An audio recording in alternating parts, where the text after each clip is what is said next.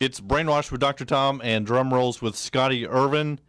Genesis, Behind the Lines. We're making all the Bible references, and now we have the first book of the Bible as a band name.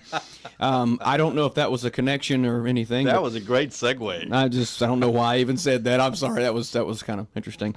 Genesis was a band I had heard a few songs by, but didn't know a great deal about.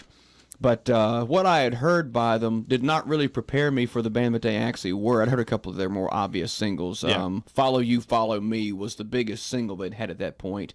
And there was one other song that was a bit more intriguing to me called Robbery, Assault, and Battery that was not a hit for them. It was on an album called Trick of the Tail. Mm-hmm.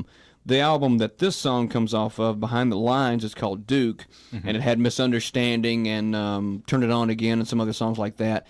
So that's actually what I heard first when I bought the album. But opening it up is a much more dramatic piece called Behind the Lines. The introduction itself is, I won't say it's a chop fest by any means. Phil Collins is not. He never was one to overplay, right. But he plays some marvelous stuff on this, and it gives you an idea that something very big is coming, which is the whole idea. It introduces the album, and it goes through a rather lengthy introduction, and then suddenly slows down, and then Phil's vocal comes in. The dramatic mood that it actually gives you is really, really wonderful because his vocal is not really aggressive at that point. It's more like, I held the book so tightly in my hand. That's a wrong key, by the way. I can't touch Phil Collins. I'm not even going to try that.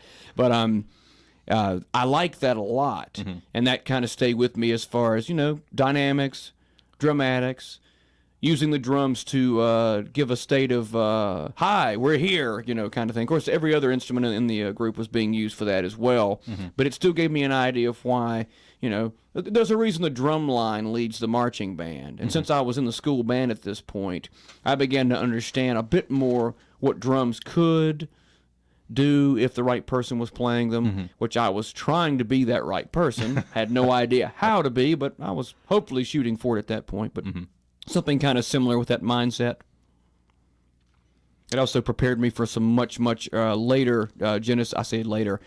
Much later, I heard some of the early Genesis stuff in a little. I was going to say one of the songs I almost picked for this list was one of the older ones with Peter Gabriel on the vocal, called "Watcher of the Skies." Whole different idea of arrangement than the song we picked here, but anyway, that was later. Okay.